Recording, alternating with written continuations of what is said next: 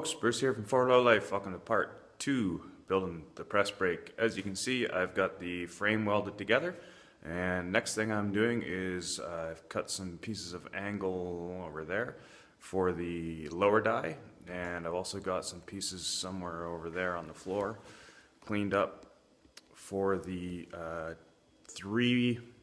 5 pieces that are going to be used to hold the upper die together. So there's going to be a piece of 3/4 inch steel with a piece of 1/4 inch steel lapped on each side of it, held on, that's bolted, and then that assembly is going to be welded in between 2 pieces of angle that are welded to the bottom of the next I-beam, which is there.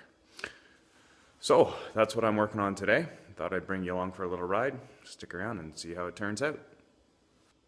So one of the things that I've had to do, obviously, in making this is cutting metal, and cutting metal is not the most fun thing to do. You can do it with a chop saw, you can do it with a plasma cutter, you can do it with a grinder, with a cutoff disc, and you can use a bandsaw. Normally I use a bandsaw. Unfortunately, right at the time I started building this, my bandsaw blade broke and I was not able to get another one in time.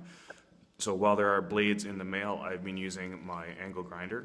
And one tip I wanted to give for anybody who doesn't do this sort of stuff a lot: if you're buying cutting discs for your angle grinder, buy the thinnest ones you can find.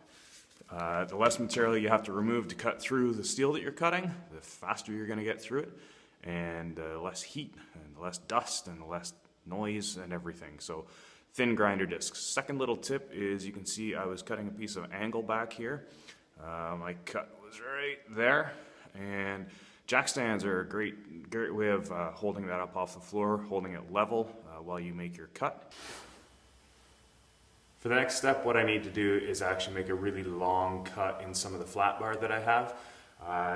They're 6-foot long cuts, and I need to do 2 of them.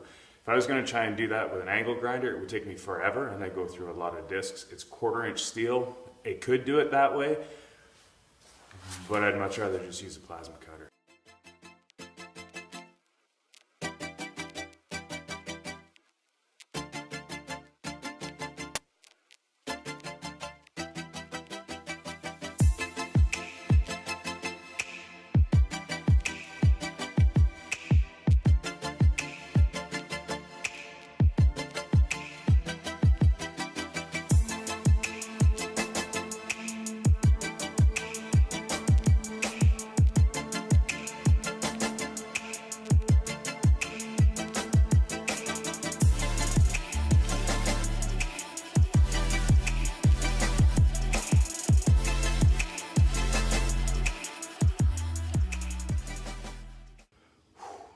That plasma cutter makes cutting steel like cutting butter.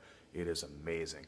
Now, I'm not affiliated with them, but I do like the Eastwood products, and that is an Eastwood Versa Cut 40.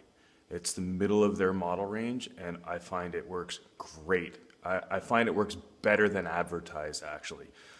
Not affiliated with them, but if you're looking for a plasma cutter at a really good price, I'd suggest you check out Eastwood. This thing is pretty small in size. You can see it's about as wide as my hand, about 1 foot high. Tucks in the bottom of this cart nicely, takes up very little space, and like I said, works great. So the next piece of the press brake is the lower half of the die. The lower half of the die is made up of 3 pieces of 2x2 angle. The outside 2 pieces are shaped this way, and then the middle piece sits in it like this.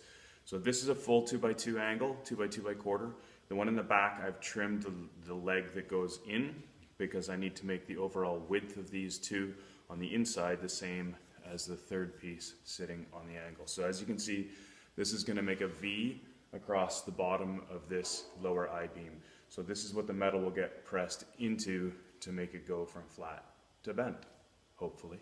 Okay, so now I've tacked the 2 outer pieces of angle in place. I've tacked them along the outside edge on both sides. Now what I need to do is go down the center and weld in between the 2 pieces of angle, which is actually welding the 2 pieces of angle together and to the I-beam below.